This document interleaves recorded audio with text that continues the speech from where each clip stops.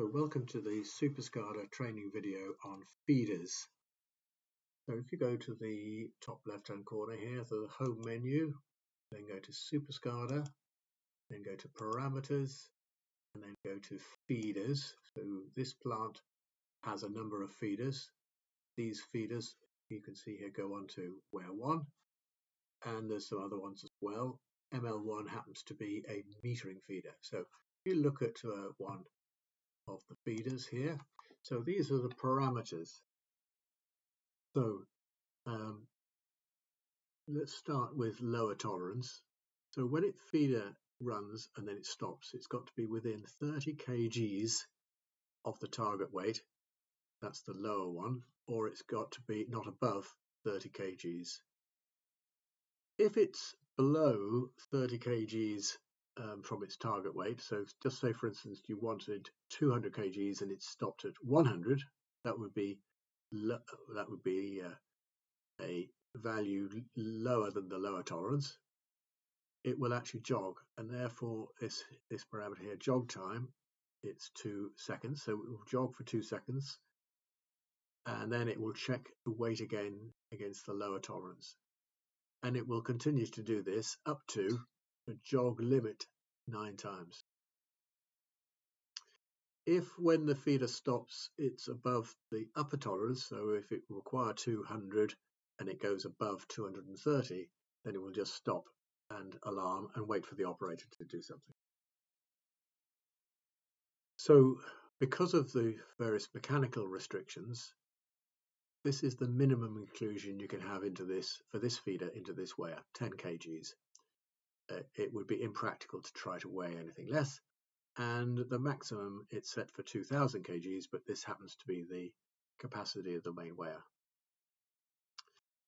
So the in-flight, so what happens is when it's feeding, it will feed at the high speed rate, which is 100% high speed rate.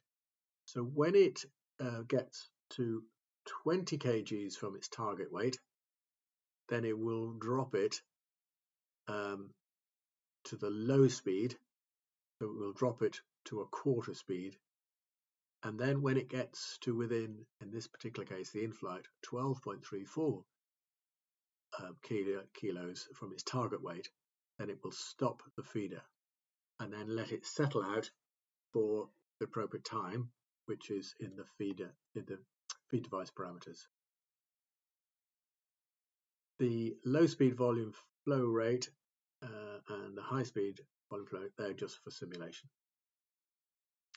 So if I go to back and I go and look at a liquid feeder, this is quite similar.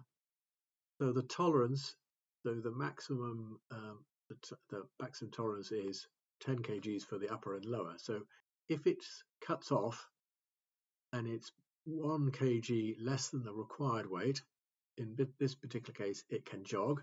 So it jogs for 1 second and then it tries it again, and if the weight still hasn't got up to within this tolerance, so it's 1 kg from its target, it will jog again for 1 second, and it can do that up to a maximum of 9 times.